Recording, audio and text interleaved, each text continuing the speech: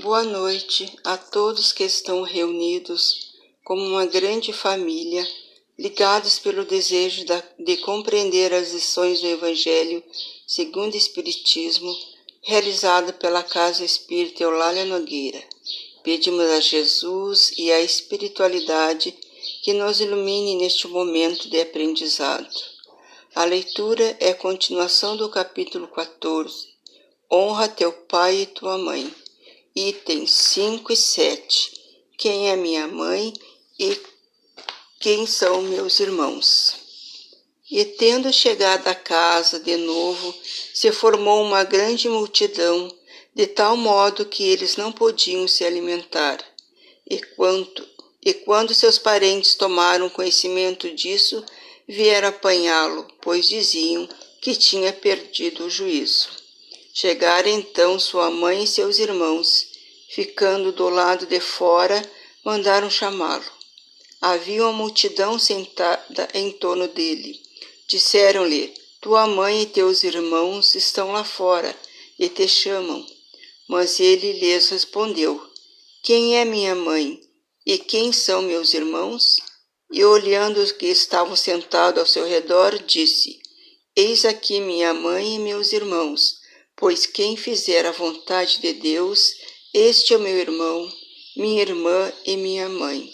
Marcos capítulo 13, versículo 20, 21 e 31 a 35. Mateus capítulo 13, versículo 46 e 50. Certas palavras carecem estranheza na boca de Jesus e contrastam com sua bondade e sua inalterável benevolência com todos. Os incrédulos não deixaram de fazer disso uma arma, dizendo que ele contradizia a si próprio. Um fato irrecusável é que sua doutrina tem como base essencial, como pedra angular, a lei de amor e caridade. Ele não poderia, portanto, destruir de um lado o que estabelecia de outro, do que é preciso tirar esta consequência rigorosa, que, se certas máximas estão em contradição com o princípio, é que as palavras que se lhe atribuem foram mal reproduzidas, mal compreendidas ou que não são dele. Espanta-se com razão de ver, nessa circunstância, Jesus mostrar tanta indiferença para com seus parentes e, de certa forma, renegar sua mãe. No que diz respeito a seus irmãos, sabe-se que nunca tiveram simpatia por ele. Espíritos pouco avançados, nunca compreenderam sua missão, sua conduta, aos olhos deles, era bizarra e seus ensinamentos não os tinha tocado, já que nenhum deles estava entre seus discípulos. Parece até que eles partilhavam, até certo ponto, as prevenções de seus inimigos. De resto, é certo que o acolhiam mais como estranho que como irmão, quando ele se apresentava em sua família, afirmando João, capítulo 7, versículo 5, que eles não acreditavam nele. Quanto à sua mãe, ninguém poderia contestar sua ternura para com o filho, mas também é preciso convir que ela não parecia fazer uma ideia muito justa da sua missão. Nunca foi vista seguindo seus ensinamentos, nem lhes prestando testemunho, como fez João Batista. Nela, a solicitude materna era o sentimento dominante. No que diz respeito a Jesus, supor que tenha renegado sua mãe seria ignorar seu caráter. Tal pensamento não poderia animar quem disse: honra teu pai e tua mãe. É preciso, pois, buscar um outro sentido para suas palavras, quase sempre veladas sob forma alegórica. Jesus não negligenciava nenhuma ocasião de dar o ensinamento. Tomou, pois, a que lhe ofereceu a chegada de sua família para estabelecer a diferença que existe entre o parentesco corporal e o parentesco espiritual. Então, como todas as lições do Evangelho são perfeitas e completas, cabe-nos fazer um comentário conforme o nosso entendimento.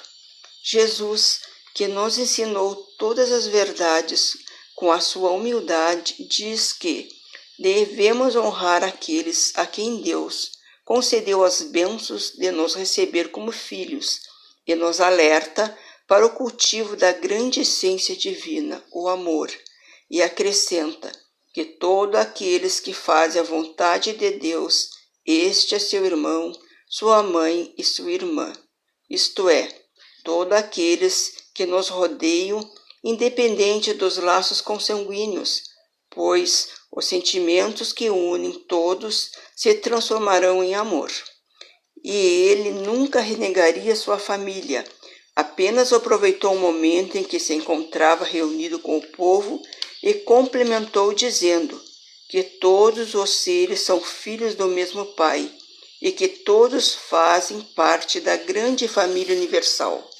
Sabemos que não seria entendido e até criticado, por isso falava por parábolas, para aplicar sua mensagem, que não somos só ligados pelos laços da matéria, que são frágeis diante dos laços do Espírito, mostrando dessa maneira a existência do parentesco espiritual e corporal, e que antes do corpo existe o Espírito.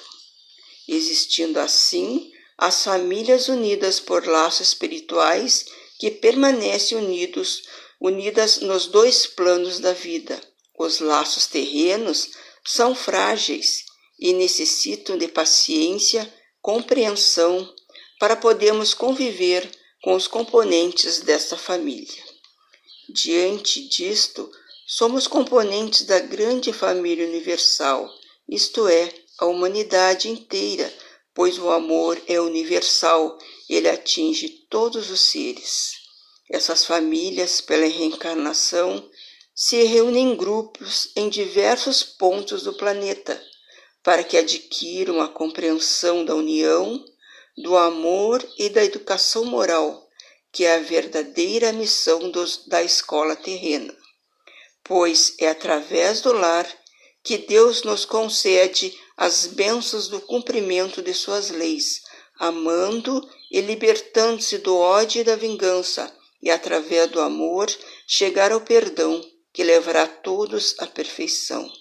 A terra é a escola e o lar é o complemento, pois é nele que vamos completar os estágios de evolução, para nos reunirmos à grande família universal, ligados pela solidariedade e a caridade, para alcançar assim a futura felicidade e entendermos a lição de Jesus, quem é minha mãe, quem são meus irmãos, e que o nosso próximo é o nosso irmão.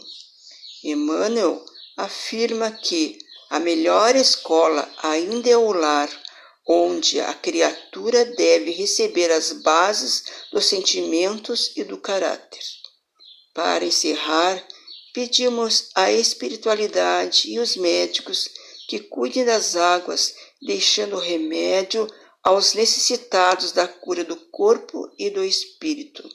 Agradecendo a Deus e a Jesus a proteção e amparo que recebemos, e também a doutrina espírita que, segundo Emmanuel, nos oferece a chave precisa para a verdadeira interpretação do Evangelho, e a doutrina do Cristo é a doutrina do aperfeiçoamento moral em todos os mundos.